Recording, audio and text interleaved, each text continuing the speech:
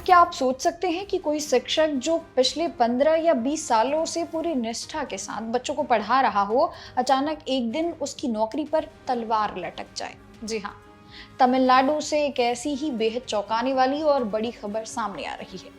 राज्य के करीब 3,28,000 से ज्यादा सरकारी शिक्षकों की नौकरी पर एक नया संकट मंडरा रहा है, जिसकी वजह है टीचर एलिजिबिलिटी टेस्ट यानी कि टेट परीक्षा। स्थिति इतनी गंभीर हो गई है कि खुद तमिलनाडु सरकार को विधानसभा में इस पर बड़ा कदम उठाना पड़ा। आज की इस वीडियो में हम विस्तार से जानेंगे कि आखिर ये पूरा विवाद क्या है, शिक्षकों के सामने अचानक ये बड़ी मुसीबत क्यों खड़ी हो गई है और सरकार इसके बचाव में आखिरकार क्या कुछ कदम उठा रही है। दोस्तों, आइए सबसे पहले ये समझ लेते हैं कि ये पूरा मामला आखिरकार है क्या और इन शिक्षकों की परेशानी की असली वजह क्या है।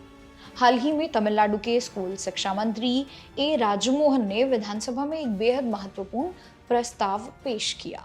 इस प्रस्ताव के मुताबिक राज्य के लगभग 3,28,701 सरकारी स्कूल शिक्षकों पर टेट परीक्षा पास न करने की वजह से अपनी नौकरी, प्रमोशन और सर्विस बेनिफिट्स खोने का खतरा मंडरा रहा है। दिक्कत ये है कि ये वो शिक्षक हैं जिन्हें 23 अगस्त 2010 से पहले उस वक्त के नियमों और योग्यताओं के आधार पर पूरी तरह वैध तरीके से नियुक्त किया गया था। इनमें से ज्यादातर ऐसे शिक्षक हैं जो पिछले 1.5 या 2 दशकों से बिना किसी रुकावट के लगातार अपनी सेवाएं दे रहे हैं और अपने रिटायरमेंट के करीब पहुंच रहे हैं।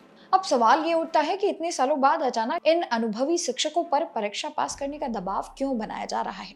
शिक्षाविदों और सरकार का मानना है कि जो शिक्षक पिछले इतने सालों से अपनी सेवा दे रहे हैं, उनके अनुभव और योगदान को नजरअंदाज करके इस उम्र में उन पर नई परीक्षा का दबाव डालना सीधे सीधे उनके आजीविका के अधिकार और मानसिक शांति पर एक बड़ा आघात है।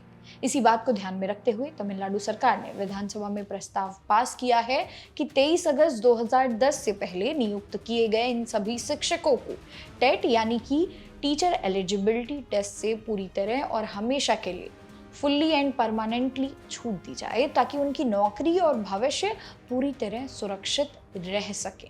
लेकिन दोस्तों, कहानी यहीं पर खत्म नहीं होती। सिर्फ राज्य सरकार के चाहने से क्या ये छूट मिल जाएगी? यहीं पर कानूनी पेच फंसा हुआ है। बच्चों को मुफ्त और अनिवार्य शिक्षा का अधिकार अधिनियम यानी आरटी एक्ट की धारा 23 के तहत टेट परीक्षा को अनिवार्य किया गया है।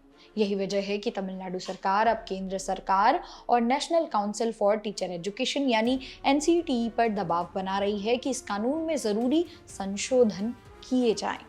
राज्य सरकार चाहती है कि केंद्र सरकार जल्द से जल्द ऐसा पुख्ता नियम या सर्कुलर जारी करे जिससे देश भर के इन पुराने और अनुभवी शिक्षकों को कानूनी रूप से टेट से परमानेंट राहत मिल सके, ताकि भविष्य में इन पर कोई दूसरा कानूनी संकट किसी भी प्रकार का ना आए। तो कुल मिलाकर देखा जाए तो तमिलनाडु सरकार का ये कदम उन लाखों शिक्षकों के लिए एक बहुत बड़ी राहत की उम्मीद बनकर आया है जो पिछले कई दिनों से अपनी नौकरी की सुरक्षा को लेकर तनाव में थे।